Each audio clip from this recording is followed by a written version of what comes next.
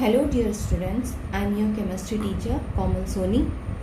Today we will discuss more questions from structure of atom.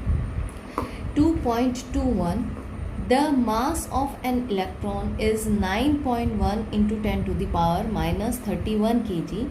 If its Ke means kinetic energy is 3.0 into 10 to the power minus 25 joule.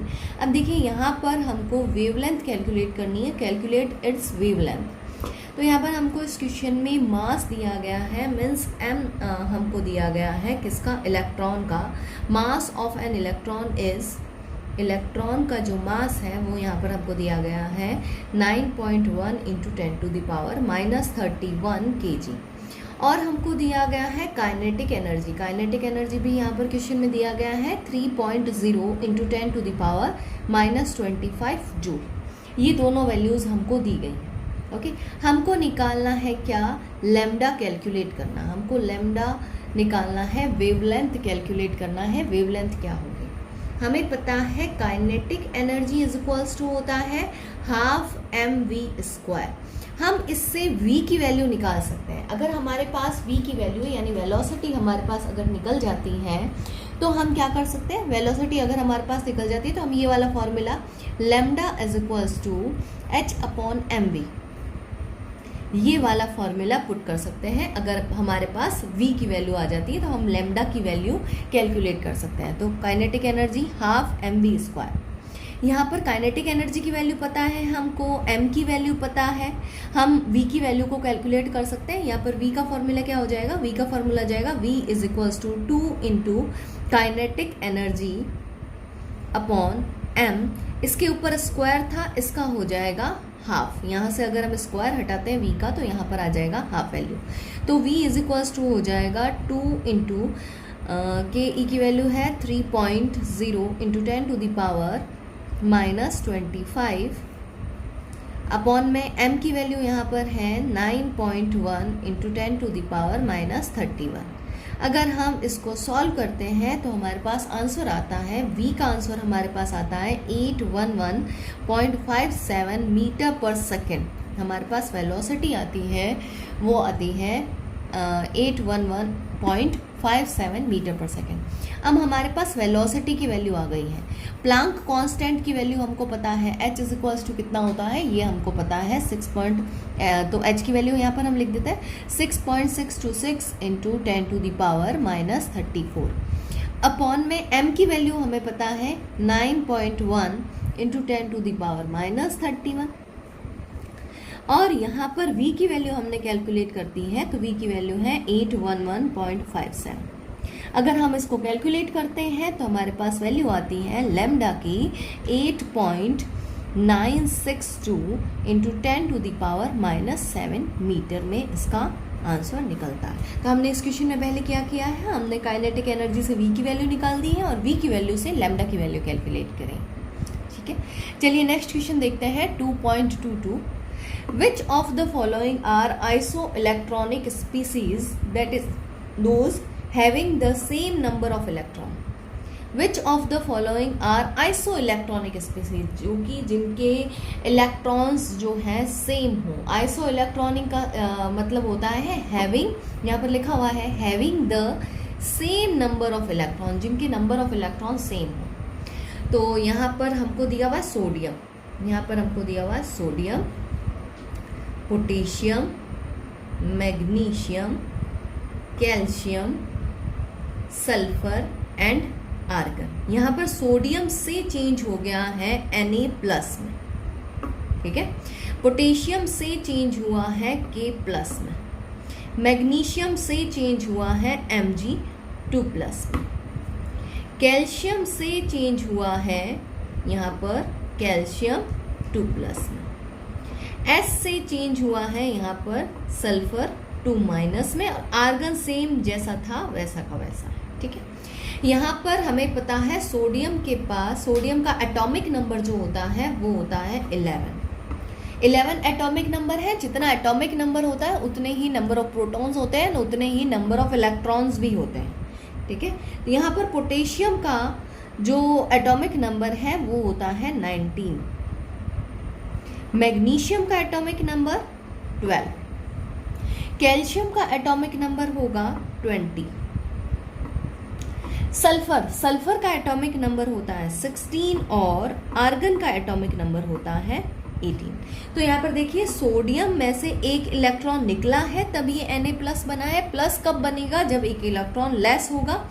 और minus कब बनता है? जब electron जुड़ते हैं। Electron gain होता है तब माइनस, और इलेक्ट्रॉन लेस होता है तो प्लस। यहाँ पर 1 इलेक्ट्रॉन लेस होगा तो +1, यानी Na+ में कितने इलेक्ट्रॉन्स हैं? नंबर ऑफ इलेक्ट्रॉन्स यहाँ पर है 10 इलेक्ट्रॉन्स। ठीक है। पोटेशियम के लिए यहाँ पर 19 है, K+ हो गया, इसका मतलब एक इलेक्ट्रॉन लेस हो गया, यानी 19 की जगह यहाँ पर हो जाएगा 18। तो यहाँ पर कितने इलेक्ट्रॉन है? 18 इलेक्ट्रॉन। 12 है मैग्नीशियम, 12 है, इसका 2+ बन गया है, यानी 12 में से 2 इलेक्ट्रॉन कम हो गए, यानी कि 10 हो गए हैं। तो इलेक्ट्रॉन्स के नंबर कितने हो गए? 10 इलेक्ट्रॉन्स। कैल्शियम 20 था और इसमें से 2 इलेक्ट्रॉन निकल गए हैं, तो ये 2+ बन गया है। 20 में से 2 इलेक्ट्रॉन्स निकले हैं, मीन्स 18 हो गया है। और यहाँ पर इलेक्ट्रॉन्स जो हैं वो बच गए हैं 18 इलेक्ट्रॉन्स। सल्फर ने 2 इलेक्ट्रॉन गेन कर लिए थे। देखिए सल्फर जो है वो S2-, S से S2- में चेंज हुआ। इसके पास 16 इलेक्ट्रॉन्स थे, एटॉमिक नंबर 16 है तो इलेक्ट्रॉन्स भी 16 है, प्रोटॉन्स भी 16 है। 16 इलेक्ट्रॉन्स थे, 2 इलेक्ट्रॉन्स इसने गेन कर लिए हैं, मीन्स इसके पास हो गए हैं टोटल 18 इलेक्ट्रॉन्स। आर्गन का कोई चेंज नहीं हुआ, ना तो ये इलेक्ट्रॉन गेन करता है ना लॉस करता है, तो इसके पास भी है 18 इलेक्ट्रॉन। तो यहाँ पर कौन कौन सी आइसो इलेक्ट्रॉनिक स्पीसीज हैं? आइसो इलेक्ट्रॉनिक स्पीसीज कौन कौन सी हैं? फर्स्ट है यहाँ पर 10 इलेक्ट्रॉन्स वाली कौन कौन सी हैं? एक तो सोडियम, एक है मैग्नीशियम, Na+ एंड Mg2+। इनमें से Na+ एंड Mg2+, ये दोनों आइसो इलेक्ट्रॉनिक स्पीसीज है। दूसरा सेट जो बन रहा है वो कौन सा बन रहा है? 18 इलेक्ट्रॉन। देखिए ये वाला, ये वाला, ये वाला और ये वाला। इसमें आ जाएगा K+, Ca2+, S2- and argon. ये 2 जो है सेट बने हैं आइसो इलेक्ट्रॉनिक स्पीसीज के। Next question 2.23 is right the electronic configuration of the following ion. ये जो आयन है इनका हमको इलेक्ट्रॉनिक कॉन्फ़िगरेशन लिखना है। देखिए फर्स्ट आयन क्या है हमारे पास? H-। हमें पता है कि हाइड्रोजन के पास होता है 1 इलेक्ट्रॉन। हाइड्रोजन के पास होता है 1 इलेक्ट्रॉन, क्योंकि इसका एटॉमिक नंबर 1 है तो इसके पास इलेक्ट्रॉन्स भी होते हैं 1। अगर ये हाइड्रोजन से हाइड्रोजन- में चेंज हो गया है तो अब इसके पास हो गए हैं 2 इलेक्ट्रॉन्स। तो इसका कॉन्फ़िगरेशन हम कैसे लिखेंगे? 1s2। ठीक है। सोडियम के पास हमें पता है टोटल इलेक्ट्रॉन्स होते हैं 11, क्योंकि इसका एटॉमिक नंबर होता है 11। अगर ये चेंज हो गया है Na+ में तो इसके पास अब रह गए हैं 10 इलेक्ट्रॉन्स। और इसको हम कैसे फिल करेंगे? 1s2, 2s2, 2p6। जो लास्ट वाला इलेक्ट्रॉन था जो 3s1 में आता है वो निकल गया है, तभी तो Na+ में बन गया है। तो इसका कॉन्फ़िगरेशन हो जाएगा 1s2, 2s2, 2p6। Next configuration देखिए, नेक्स्ट कौन सा है? O। ऑक्सीजन होता है कौन से नंबर पर? ऑक्सीजन के पास में टोटल नंबर ऑफ इलेक्ट्रॉन्स होते हैं 10। इसके पास में टोटल नंबर ऑफ इलेक्ट्रॉन्स होते हैं 10। तो अगर ये 2 इलेक्ट्रॉन ले और O2- बना दे तो अब इसके पास इलेक्ट्रॉन हो गए हैं 12 number of electrons. 12 number of electrons को हम कैसे फिल करेंगे? 1s2, 2s2, 2p कितने हैं? 12 नंबर। देखिए 2 यहाँ पर कितने आ जाएंगे? अब यहाँ पर इसके पास total electron number of electron है 12 electrons. Total number of electrons हैं यहाँ पर 12 इलेक्ट्रॉन। तो यहाँ पर इलेक्ट्रॉन्स आ जाएंगे 2 यहाँ पर ऑक्सीजन पर 8 इलेक्ट्रॉन्स होते हैं and total number of electrons अब यहाँ पर 10 हो गए हैं। ठीक है। तो यहाँ पर 1s2, 2s2, वैसे तो ऑक्सीजन का होता है 2p4, लेकिन 2 इलेक्ट्रॉन बढ़ गए हैं तो यहाँ पर हो जाएगा 2p6। ठीक है। फोर्थ यहाँ पर दिया गया है F माइनस, ठीक है, F माइनस फ्लोरीन का वैसे जो एटॉमिक नंबर होता है वो होता है F, ठीक है, इसका होता है atomic number that is hydrogen, helium, lithium, beryllium, boron, यहाँ इसका होता है 5, इसका 6, 7, इसका 8 और इसका 9, इसका होता है 9, ठीक है। तो ये चेंज हो गया है F -1 में, यानी एक इलेक्ट्रॉन गेन कर लिया है, इसके पास भी हो गए हैं 10 इलेक्ट्रॉन्स, तो ये भी इसका कॉन्फ़िगरेशन भी हो जाएगा 1s2 2s2 2p6, देखिए 6 + 2 + 2 इज 10। तो इस तरह से हम इसका कॉन्फ़िगरेशन लिखेंगे। चलिए नेक्स्ट क्वेश्चन देखते हैं। What are the atomic number of elements whose outer most electron, जिसका आउटर मोस्ट इलेक्ट्रॉन जो है वो है 3s1, 2p3 का बताना है, 3p5 का बताना है। 3s1 किसका आउटर मोस्ट सेल होगा? तो सबसे पहले हम ये देखते हैं कि इलेक्ट्रॉनिक कॉन्फ़िगरेशन की सीरीज़ क्या होती है। इलेक्ट्रॉनिक कॉन्फ़िगरेशन की सीरीज़ होती है 1s में 2 इलेक्ट्रॉन्स आते हैं, पूरी सीरीज़ में आपको बता रही हूँ जो निकलती हैं ऑफ बो रूल से, ठीक है।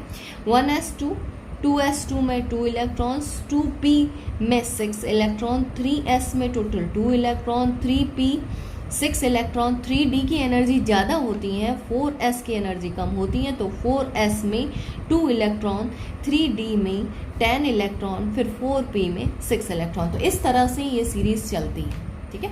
अब यहाँ पर हम देख रहे हैं 3s1, यहाँ पर 3s1 अगर हो तो कितने इलेक्ट्रॉन्स टोटल हो गए? 2।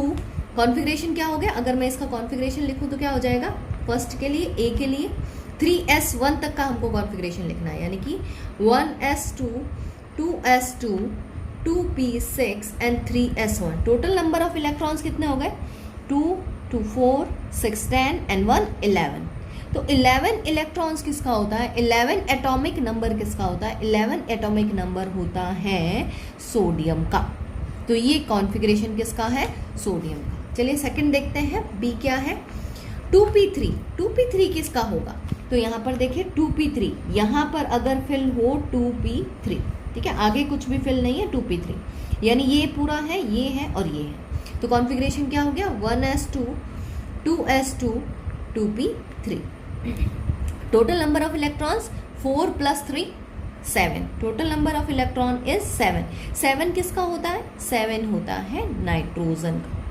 7 एटॉमिक नंबर होता है नाइट्रोजन का। Third question is 3p5। 3p5 अगर 3p क्या हो? 5 हो, 3p5 हो, बाकी हमको पूरा लिखना है, फुल लिखना है, एक 3p5 लिखना है, ठीक है। तो यहाँ पर हो जाएगा 1s2 2s2 2p6 3s2 3p5। Total number of electrons 5 2 7 7 and 6 13 and 2 15 and 17।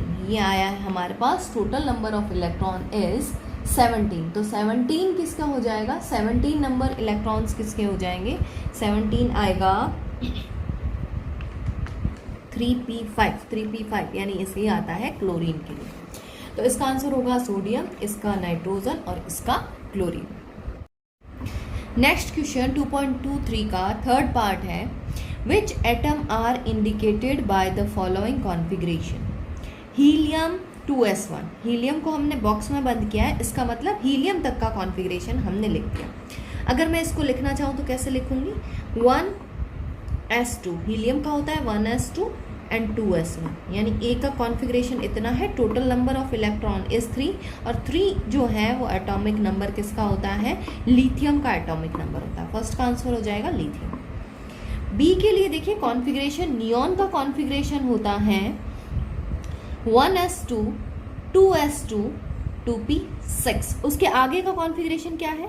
3s2 3p3। Total number of electrons कितने हैं? काउंट कर लेते हैं। Total number of electron 4 and 6 10 and 2 12 and 5 15। Total number of electron is 15। Total number of electron is 15। 15 किसके atomic number होता है? 15 होता है फॉस्फोरस का। तो सेकंड का आंसर इसका होगा फॉस्फोरस। यहाँ पर कॉन्फ़िगरेशन लिखा हुआ है आर्गन, सी में कॉन्फ़िगरेशन आर्गन, आर्गन का कॉन्फ़िगरेशन होता है 3p6 तक, तो 1s2 2s2 2p6 3s2 3p6 4s2 3d1, ये पूरा कॉन्फ़िगरेशन यहाँ तक लिखा हुआ। अब हम इसमें इलेक्ट्रॉन्स काउंट करते हैं कितने हैं। यहाँ पर यहाँ तक 10 हो गए, फिर 12, फिर 18 plus 2 20 and 21। Total number of electrons है यहाँ पर 21, ये मीन्स एटॉमिक नंबर है 21। तो एटॉमिक नंबर 21 वाला कौन सा एटम होता है, कौन सा एलिमेंट होता है, स्कैंडियम। तो इसका आंसर होगा scandium. Next question 2.24 is what is the lowest value of n that allows g orbital to exist. कौन सी लोएस्ट वैल्यू होगी जिसमें g ऑर्बिटल आ सकता हो। तो हम यहाँ पर देखते हैं, देखिए यहाँ पर अगर n की वैल्यू 1 होती है तो सिर्फ s सब शेल s ऑर्बिटल ही आता है। अगर 2 होती है तो s एंड p आता है। सॉरी, यहाँ पर मैंने थोड़ा सा गलत लिख दिया है, ये s होगा और ये p होगा, s एंड p आता है। अगर 3 है n की वैल्यू तो s p एंड d आता है। अगर 4 है तो S, P, D and F आता है। और n की वैल्यू मिनिमम हमको 5 चाहिए g ऑर्बिटल के लिए, 0 1 2 3 4। अगर L की वैल्यू 4 होगी तो g वैल्यू आएगी किसकी, g ऑर्बिटल कौन किस में आएगा, n इज इक्वल्स टू 5 में। तो यहाँ पर इसका आंसर हो जाएगा n is equals to 5। n is equals to 5 अगर होगा तो g ऑर्बिटल एग्जिस्ट करेगा। Next question is 2.25 an electron is in one of the 3d orbital, give the possible value of n, l, m for this electron। क्या दिया गया हमको, 3d orbitals दिया गया, 3d ऑर्बिटल। यहाँ पर देखिए ये है 3, यहाँ पर जो लिखा हुआ होता है, जैसे यहाँ पर लिखा हुआ है 3d, ये 3 हमको डिनोट करता है principal quantum number, means n को डिनोट करता है। ये डिनोट करता है वैल्यू ऑफ L को डिनोट करता है, और इसी से हम निकाल सकते हैं M। N की वैल्यू हमको क्वेश्चन में दी गई है, L की वैल्यू भी हमको क्वेश्चन में दी गई है, और M की वैल्यू हम इससे निकाल सकते हैं। तो यहाँ पर मैंने टेबल बनाई हुई है, इसको आप देख के कर सकते हैं। N की वैल्यू है 3, N की वैल्यू है 3, L D दिया हुआ है, D मीन्स L की वैल्यू है 2, तो यहाँ पर N की वैल्यू हो गई है 3, L की वैल्यू है 2 एंड M की पॉसिबल वैल्यूज़ हैं -2 से लेकर +2 तक। तो यहाँ पर M इज इक्वल्स टू हो जाएगा -2 -1 0 +1 एंड +2। इतनी पॉसिबल वैल्यूज़ हो सकती है M के लिए। तो इस इलेक्ट्रॉन के लिए जो कि किस में फील्ड है 3D में, तो इलेक्ट्रॉन जो है इनमें से किसी भी उसमें ऑर्बिटल में आ सकता है। Next 2.26 question is an atom of an element contain 29 electron and 35 neutron, deduce the number of protons and the electronic configuration of the element. हमको क्या दिया गया है, इलेक्ट्रॉन्स की नंबर दी रखी है। हमको पता है जितने इलेक्ट्रॉन्स होते हैं 29 अगर इलेक्ट्रॉन्स हैं तो नंबर ऑफ प्रोटॉन्स भी सेम होंगे, मीन्स 29 नंबर प्रोटॉन्स के होंगे। जितने इलेक्ट्रॉन्स होते हैं उतने के उतने प्रोटॉन्स होते हैं। अब जितने प्रोटॉन है वो उसका एटॉमिक नंबर है, तो ये हमको क्या शो करता है, this is an atomic number, atomic number. ठीक है, अब 29 इलेक्ट्रॉनिक, तो फर्स्ट का इसका आंसर हो गया, इसके लिए 29 प्रोटॉन होंगे। एंड सेकंड इसमें दिया गया है the atomic configuration of the element. Element का एटॉमिक कॉन्फ़िगरेशन हम लिखते हैं, किस तरह से लिखेंगे, इस सीरीज से लिखेंगे, ऑफ वो सीरीज से 1s2 2s2 1s2 2s2 2p6। ठीक है, 2p6 तक 10 इलेक्ट्रॉन हो गए, फिर 3s2 3p6 18 इलेक्ट्रॉन, फिर 4s2 तो 20 इलेक्ट्रॉन एंड 3d। अब 3d में इलेक्ट्रॉन्स कितने आएंगे, 3d में यहाँ पर इलेक्ट्रॉन्स आएंगे, ये कॉन्फ़िगरेशन है किसका, 3d है ना, 29 इलेक्ट्रॉन्स है ना, 29 इलेक्ट्रॉन। तो यहाँ तक कितने इलेक्ट्रॉन्स हो गए हैं, 10 + 2 12 + 6 18 2 20 तो पीछे बच रहे हैं 9 इलेक्ट्रॉन्स यस। तो ये इसका करेक्ट फॉर्मेशन नहीं है, इसको अगर हम करेक्ट फॉर्मेशन में लिखें तो कैसे लिखेंगे, ये भी हाफ फिल्ड हो जाएगा और ये फुल फिल्ड हो जाएगा, तो ये ज़्यादा स्टेबल हो जाएगा, ठीक है। तो इसका कॉन्फ़िगरेशन हो जाएगा 1s2 2s2 2p6 3s2 3p6 4s1 and 3d10। ये कॉन्फ़िगरेशन सही होगा, ये कॉन्फ़िगरेशन गलत होगा, तो इसका कॉन्फ़िगरेशन हो जाएगा ये। इसको हम एक और तरीके से लिख सकते हैं, हम इसको लिख सकते हैं आर्गन आगे लिख दिया हमने, उसके आगे 4s1 एंड 3d10, इस टाइप से भी इसका कॉन्फ़िगरेशन लिख सकते हैं। और ये किसका कॉन्फ़िगरेशन है, ये है कॉपर का कॉन्फ़िगरेशन, कॉपर का कॉन्फ़िगरेशन होता है ये। कॉपर का जो एटॉमिक नंबर होता है 29 एटॉमिक नंबर होता है। Next question is 2.27 give the number of electron in the species. अच्छा, इसमें बताना है इनमें कितने नंबर ऑफ इलेक्ट्रॉन्स हैं। हमको दिख रहा है 2 हाइड्रोजन जुड़े हुए हैं, H2+ लिखा हुआ है, ठीक है। एक हाइड्रोजन में यहाँ पर 2 हाइड्रोजन्स हैं, एक ये वाला हाइड्रोजन, एक ये वाला हाइड्रोजन, ठीक है। एक हाइड्रोजन पर प्लस चार्ज है, हमें पता है एक हाइड्रोजन के पास कितने इलेक्ट्रॉन्स होते हैं, 1 इलेक्ट्रॉन्स होते हैं। तो 2 हाइड्रोजन के पास 2 इलेक्ट्रॉन होना चाहिए, लेकिन एक प्लस हो गया है, एक इलेक्ट्रॉन जो है वो रिड्यूस हो गया है, तो H2 के पास टोटल नंबर ऑफ इलेक्ट्रॉन्स कितने रहेंगे, 1 इलेक्ट्रॉन रहेंगे, ठीक है। सेकंड देखते हैं हाइड्रोजन में कितने इलेक्ट्रॉन, तो हाइड्रोजन में 2 हाइड्रोजन जुड़े हुए हैं, तो एक हाइड्रोजन के पास 1 इलेक्ट्रॉन, एक हाइड्रोजन के पास 1 electron, total number of electron is 2। O2+, 2 oxygen साथ में जुड़े हुए हैं और एक के पास में प्लस है, ठीक है। एक ऑक्सीजन के पास में नंबर ऑफ इलेक्ट्रॉन इज 8, दूसरे के पास में भी 8 होते हैं, लेकिन यहाँ पर प्लस चार्ज आ गया है तो एक इलेक्ट्रॉन कम, मीन्स 7, 8 एंड 7, यानी total number of electron is 15 electron. तो इस तरह से हम इसके नंबर ऑफ इलेक्ट्रॉन्स निकाल सकते हैं। Next 2.28 question number, first an atomic orbital has n is equals to 3. What are the possible values of L and M? तो मैंने यहाँ पर इसका टेबल बनाया है, हमारे पास n is equals to 3 है। तो n is equals to 3 के लिए हमें पता है L is equals to हम कैसे निकालेंगे, L is equals to निकालेंगे 0 to n-1। तो 0 से लेकर n-1, यहाँ पर वैल्यू है 3, तो 0 से लेकर 2 तक हमारे पास वैल्यूज आएंगी। तो L की वैल्यू क्या हो जाएगी, L की वैल्यू होगी 0, 1 एंड 2, ठीक है। M की वैल्यूज हम कैसे निकालेंगे, 0 यानी S है, ठीक है। तो S के लिए यहाँ पर M की वैल्यू होगी, M की वैल्यू लिखी जाती है, M की वैल्यू लिखी जाती है -L2 प्लस L तक, -L से लेकर प्लस L तक। तो इसकी वैल्यूज क्या क्या हो सकती है, इसके लिए हो सकती है 0, 1 के लिए क्या होगी, 1 के लिए होगा -1 0 +1, 2 के लिए होगा 5 बॉक्सेस 5 ऑर्बिटल्स, तो -2 -1 0 +1 +2। तो इसका हो जाएगा -2 से लेकर +2 तक, इसका -1 से +1। तो ये वैल्यूज़ किसकी है, ये वैल्यूज़ हैं M की वैल्यूज़। तो M की वैल्यूज़ को हम ऐसे निकालेंगे। Next question, list the quantum number M and L of electron for 3d orbital. ठीक है, यहाँ पर क्या लिखा हुआ है, 3d ऑर्बिटल। 3 हमको क्या बता रहा है, यहाँ पर 3 बता रहा है हमको प्रिंसिपल क्वांटम नंबर कितना है, दैट इज 3, यानी कि N की वैल्यू है यहाँ पर 3। L की वैल्यू यहाँ पर D लिखा हुआ है 0 के लिए, L इज इक्वल्स टू अगर 0 होगा तो S ऑर्बिटल, P होगा तो 1 होगा, अगर L की वैल्यू 1 है तो P एंड 2 है तो D। तो यहाँ पर ये जो है D ये शो कर रहा है L की वैल्यू को, तो L की वैल्यू यहाँ पर क्या हो जाएगी 2। अब इसमें पूछा गया है M की वैल्यू क्या होगी, तो M की वैल्यू हम कैसे निकालेंगे, M अगर L इज इक्वल्स टू 2 होता है तो M की वैल्यूज़ क्या क्या हो सकती हैं, M की वैल्यूज़ हो सकती हैं -2 से, यानी -L से +L तक, -2 -1 0 +1 +2।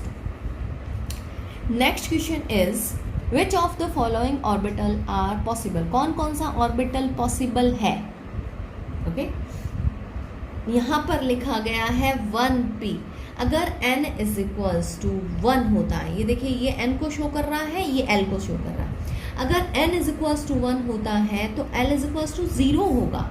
मीन्स यहाँ पर एस ही पॉसिबल हो सकता है, पी पॉसिबल नहीं हो सकता, तो ये रॉन्ग हो जाएगा। 2s n is equals to क्या है, 2 है, तो l की वैल्यू क्या क्या हो सकती है, 0 हो सकती है एंड 1 हो सकती है, यानी s भी हो सकता है एंड p भी हो सकता है। तो यहाँ पर क्या लिखा हुआ है, 2s लिखा हुआ है, that is correct. 2p n की वैल्यू अगर क्या है, n की वैल्यू अगर 2 है तो l की वैल्यूज क्या क्या हो सकती है, 0 हो सकती है, 1 हो सकती है, 0 1 2 ही वैल्यूज हो सकती है, 0 1, यानी s हो सकता है, p हो सकता है। तो यहाँ पर क्या लिखा हुआ है, 2p, यानी ये पॉसिबल है। 3f n की वैल्यू अगर 3 होती है तो जो l की वैल्यू है वो क्या हो सकती है, 0 1 2 हो सकती है, यानी कि s हो सकता है, p हो सकता है एंड d हो सकता है, इन तीनों में से कोई भी हो सकता है। तो 3s हो सकता है, 3p हो सकता है, 3d हो सकता है, 3f नहीं हो सकता। तो कौन सी पॉसिबल है, 2s पॉसिबल है, 2p पॉसिबल है, 1p एंड 3f पॉसिबल नहीं है।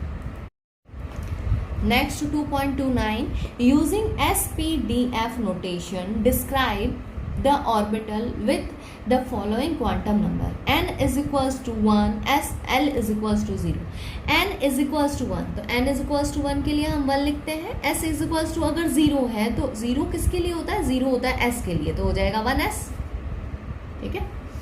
n is equals to 3, यानी आगे हमने 3 लिखा, l is equals to 1, 1 किसके लिए होता है, 1 होता है p के लिए, l की वैल्यू 0 1 2 3 4 कुछ भी हो सकती है, अगर 0 है तो उसके लिए s ऑर्बिटल, 1 है तो उसके लिए p, सब शेल भी बोल सकते हैं और ऑर्बिटल्स भी बोल सकते हैं, ठीक है। अगर l की वैल्यू 2 है तो d एंड 3 है तो f, ठीक है। यहाँ पर l की वैल्यू 1 है तो क्या हो जाएगा, 3p।